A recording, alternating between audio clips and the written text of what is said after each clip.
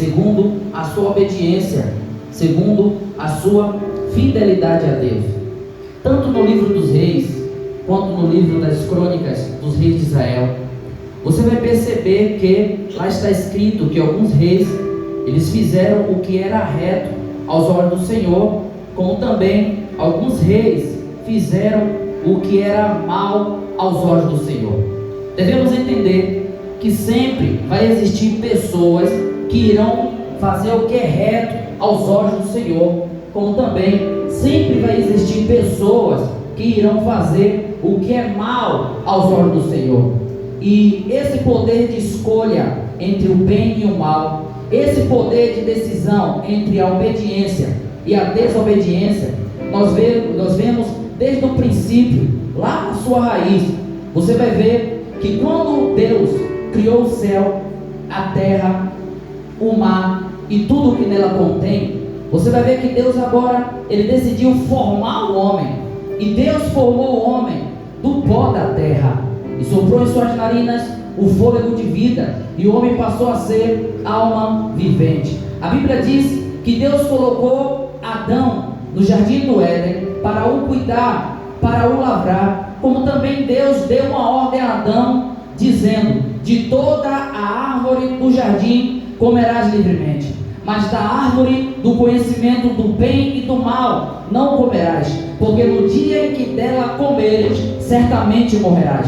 Perceba que naquela ocasião a decisão de Adão foi de desobedecer a ordem de Deus. Você percebe ali o poder de decisão, o poder de escolha. Quando nós chegamos no capítulo de número 4 do livro de Gênesis, você vai ver que Caim, ele planejou, ele estava pronto para executar o seu irmão Abel, ele estava pronto para matar o seu irmão Abel. Só que naquela ocasião Deus aparece para ele e diz: Caim, o pecado jaz às portas, mas você tem todo o domínio, você tem todo o controle. Mas naquela ocasião, você vai perceber que Caim, ele decide desobedecer a palavra de Deus. Caim, ele decide desobedecer a ordem do Senhor. Perceba que mesmo Deus falando com ele, que mesmo Deus instruindo ele, você vai ver que ele, naquele momento, ele faz o mal, ele desobedece a ordem de Deus. Mas Bruno, por que o que você está falando isso aqui nesta noite?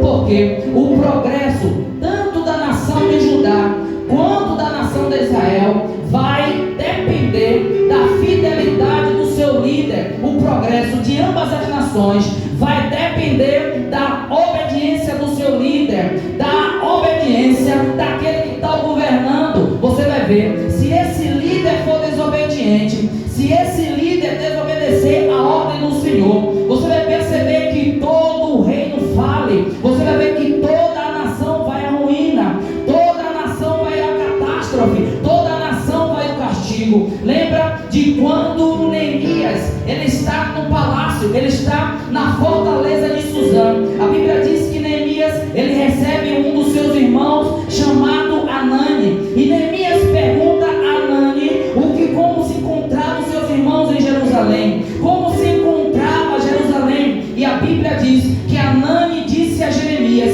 que Jerusalém estava em sofrimento, que Jerusalém estava em humilhação, que os muros haviam sido derrubados, as portas estavam queimadas. Então perceba que quando Neemias recebe essa notícia, a Bíblia diz que Neemias sentou, chorou e lamentou por causa da situação em que Jerusalém se encontra. Lembra do capítulo de número 8 do livro do profeta Ezequiel? A Bíblia vai dizer que o profeta Ezequiel, no capítulo 8 do seu livro, o texto diz que Ezequiel está em casa na Babilônia, como também havia ali alguns anciões, e o texto diz que a mão do Senhor veio a Ezequiel. Ezequiel ali naquele momento, ele foi tomado em espírito, e o texto diz que Ezequiel estava entre o céu e a terra. E a Bíblia também diz que Deus tomou Ezequiel pelo cabelo, toma Ezequiel pelo cabelo e leva Ezequiel em espírito para Jerusalém, para o templo, para que Ezequiel contemplasse o que estava acontecendo dentro do templo. Você vai perceber que a primeira coisa que Deus mostra a Ezequiel, quando Deus leva